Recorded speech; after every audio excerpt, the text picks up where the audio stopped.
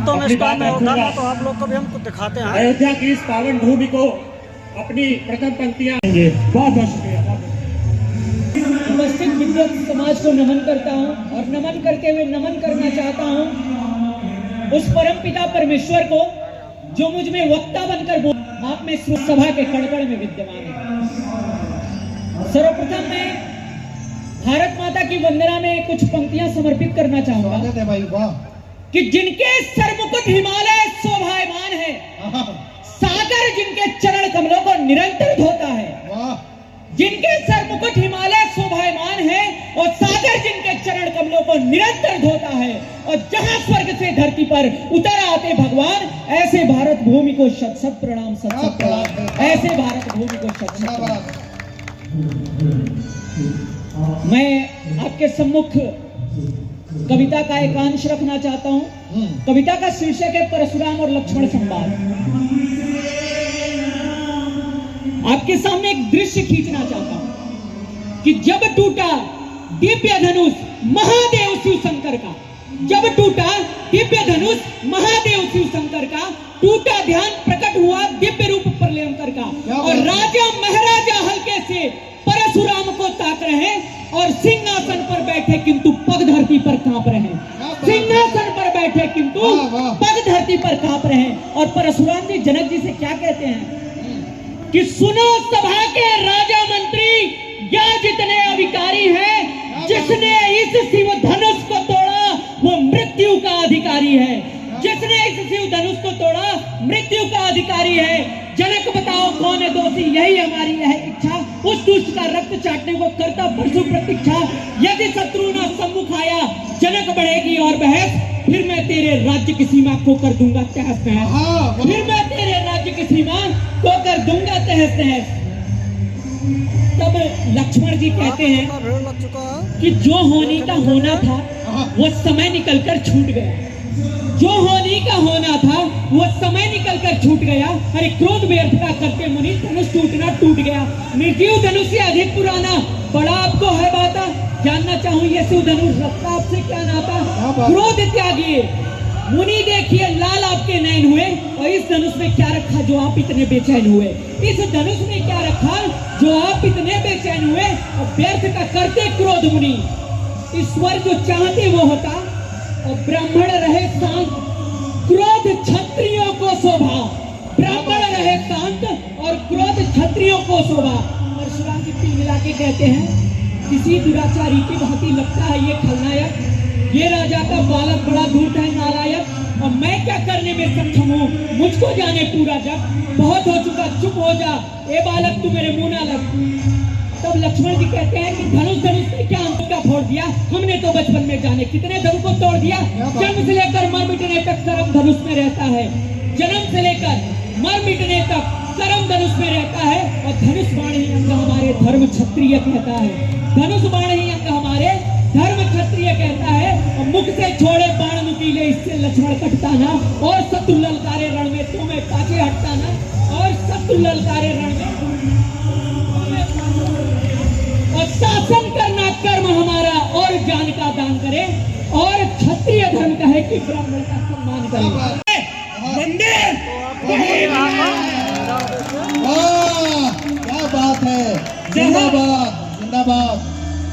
जहाँ जन्म में प्रभु राम हमारे, मंदिर वही बनाया है। क्या बात है। और मैंने कहा था कि 5000 वर्ष पूर्व लेकर जाऊंगा तो 5000 वर्ष बाद भी लेकर जाऊंगा भारत को।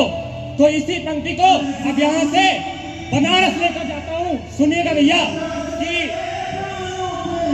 बम बम बोल रहा है काशी, बम बम बोल रहा है काशी, महादेव की माया है। बम बम बोल रहा है काशी, महादेव की माया है। और डम डम बाज रहा है डमरू, काशी का नंबर आया है। क्या बात है। डम डम बाज रहा है डमरू, काशी का नंबर आया है। वाह, जय श्री राम।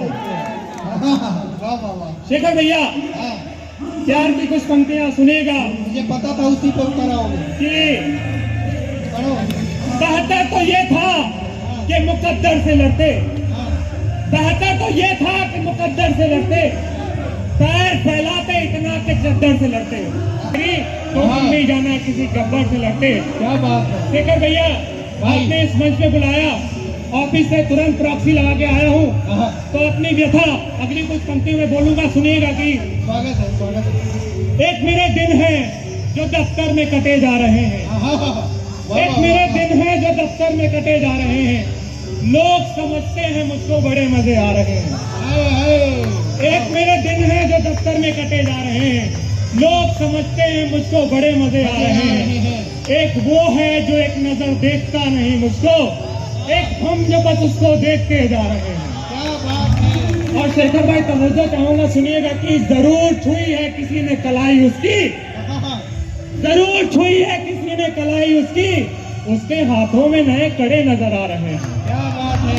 जरूर छुई है किसी ने कलाई उसकी, उसके हाथों में नए कड़े नजर आ रहे हैं। और ऐसी कि तुम मेरे हो नहीं सकते, ऐसी भी क्या जिद कि तुम मेरे हो नहीं सकते, ये कौन लोग हैं जो तुम पर मरे जा रहे हैं? वाह वाह वाह वाह। ये कौन लोग हैं जो तुम पर मरे जा रहे हैं? दो पंक्तियां इंस्टाग्राम आज के जमाने के से देखा तो उनके गाल पे एक तिल था, उनके गाल पे एक तिल था, लेकिन जब उनकी इंस्टाग्राम की फोटो देखी तो भैया उस पर कोई तिल नहीं।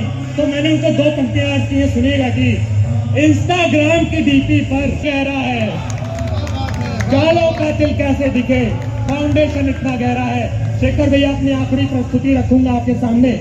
भारत के अंदर और भारत के बाहर जो गद्दार बैठे हुए हैं, जो भारत को मिटाने की कोशिश करते रहते हैं, उनको मोहित इंडिया की ये पंक्तियां आपके सामने रखता हूं, सुनिएगा कि क्या खाक मिटाओगे उसको जिसकी रग रग में वीर बहे, क्या खाक मिटाओगे उसको जिसकी रग रग में वीर बहे, जो स्वयं हिमालय से ऊंचा है भौगोलिक तस्वीर कहे, जो स्वयं हिमालय से ऊंचा है भौगोलिक तस्वीर कहे, और जहां के खेतों में वर्षा संग मेहनत का पसीना बहता है, जहां के खेतों में वर्षा संग, जहां के इतिहास को हर बच्चा सीना चौड़ा कर कहता है, जहां के इतिहास को हर बच्चा सीना चौड़ा कर कहता है, और जहां मां की कोख में अभिमन्यु चक्रव्यूह भेद ना जान गया, जहाँ भेद ना जान गया, यश और कीर्ति रण में पाकर हंसकर प्राणों को त्याग गया, यश और कीर्ति रण में पाकर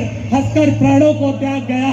और जहां के बदनों ने अंग्रेजी कोड़ों का दंश भी झेला हो, जहां के बदनों ने अंग्रेजी कोड़ों का दंश भी झेला हो, जहां सुखदेव, राजगुरु और बिस्मिल के बचपन ने इंकलाब बोला हो, और अंतिम की दो पंक्तियां कि जहां भगत सिंह के जैसा यौवन जितनी बार उछाले